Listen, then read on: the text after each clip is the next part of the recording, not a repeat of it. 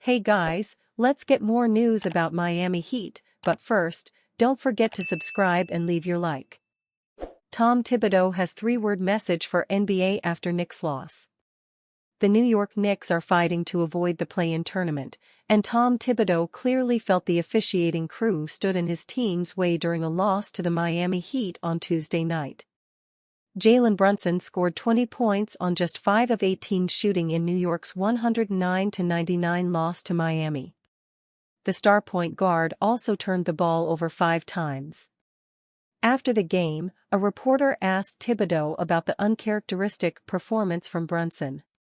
Thibodeau first spoke about how the Knicks can't expect Brunson to be great every night. The coach then took aim at the officials by repeating the same three-word phrase over and over again. "It says 10 free throws, but he's getting fouled," Thibodeau said. "I hate to say it. It's that simple. He's getting fouled. He's getting fouled. He's getting fouled. He's getting fouled. He's getting fouled. He's getting fouled." Thibodeau probably was not only referring to Tuesday night's game. Most felt Brunson was fouled on his go-ahead layup with a few seconds left in the Knicks' loss to the Oklahoma City Thunder on Sunday. The layup gave New York a 112-111 lead just before Shai Gilgeous-Alexander hit a turnaround jumper at the other end of the floor to lift the Thunder to a victory. ESPN's Brian Windhorst indicated this week that NBA officials feel Brunson is a foul hunter and are cracking down on the types of calls they give the 27-year-old. "He doesn't have the reputation of Harden or Trae Young, but he's a foul hunter. He uses the dark arts," Windhorst said. "This is what the referees are cracking down on. The fouls that he gets sometimes are not what they're going to give him." The loss for the Knicks on Tuesday was an important one. They are now 44-31 and are just 2 games ahead of the Heat for a regular playoff spot versus a play-in tournament berth. Thibodeau likely wanted to get on the NBA's radar ahead of a crucial stretch run, but he may have earned himself a fine in the process. Terry Rozier opens up about the one big difference between playing for the Charlotte Hornets and the Miami Heat. Terry Rozier hasn't played in the postseason since moving to the Charlotte Hornets in 2019.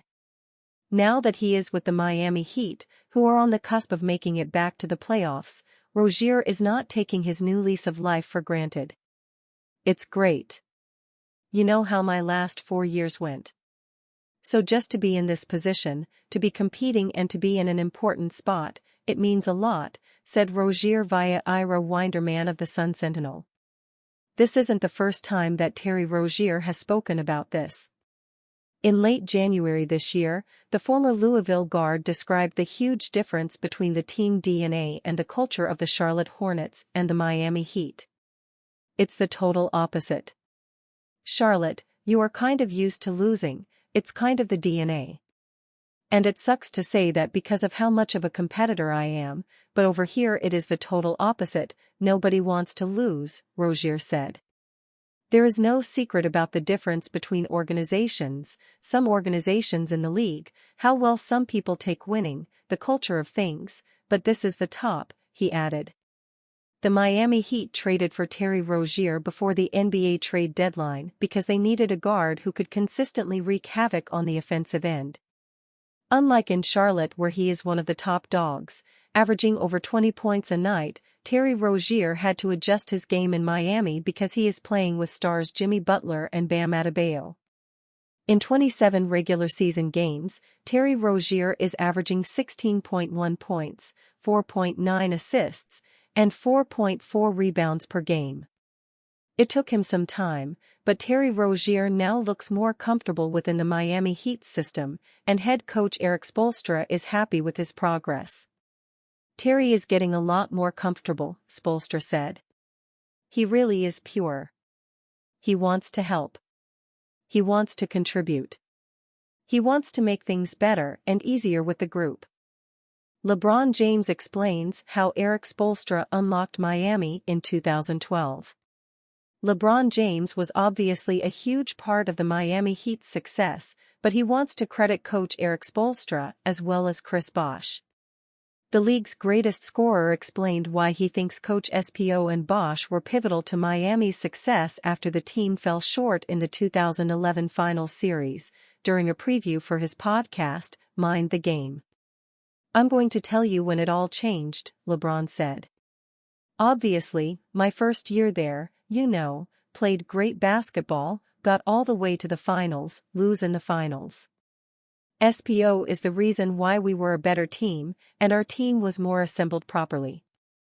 That summer, he went to Oregon and hung out with Chip Kelly and learned the spread offense, and tried to figure out if he could translate that to basketball. "I know when he came back to us, he knew that in order for us to reach our potential, I had to be *****ing 10 times better than I was in that previous June finals, but Chris Bosh had to go to the 5. LeBron also acknowledged all the work and tough readjusting Bosh did to help win the Heat a chip.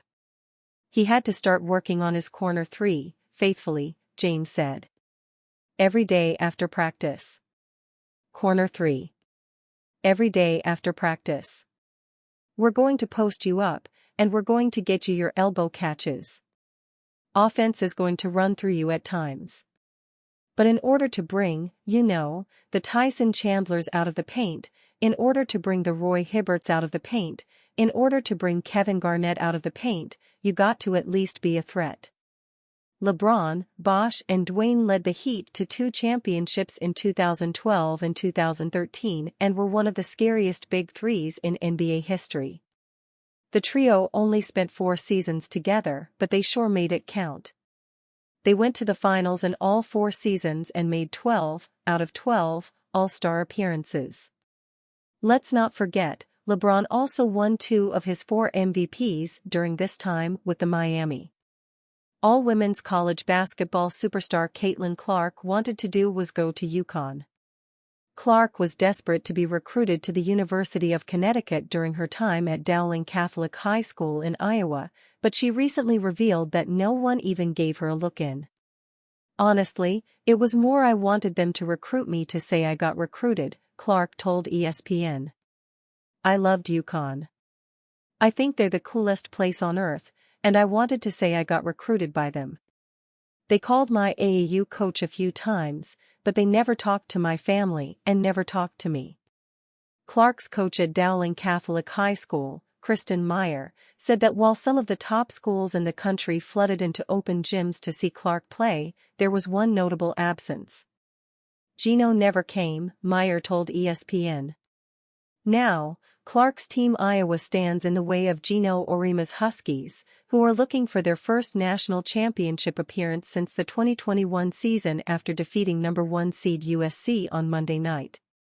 Clark had her own baller performance on Monday against LSU, where she recorded a monster 41 points, 7 rebounds, and 12 assists. Auriemma was asked about Clark and was adamant that he and the NCAA's all-time leader scorer have no beef to settle. "I hope that Caitlin Clark had a personal agenda against LSU," Auriemma said, referencing the rematch of last season's national title game between the Hawkeyes and the Tigers. "And I know there's nothing personal between me and her, so I don't need to be seeing her drop 50 on us next weekend. I love her. I think she's the best player. Forget I ever said Paige Buchers is the best player in the country. I think Clark's the best player of all time." Seeing Clark's revenge game against Angel Reese gives the impression that she won't be holding back against Gino's team. And you, fan, what do you think of the situation of LeBron James? Leave your opinion in the comments.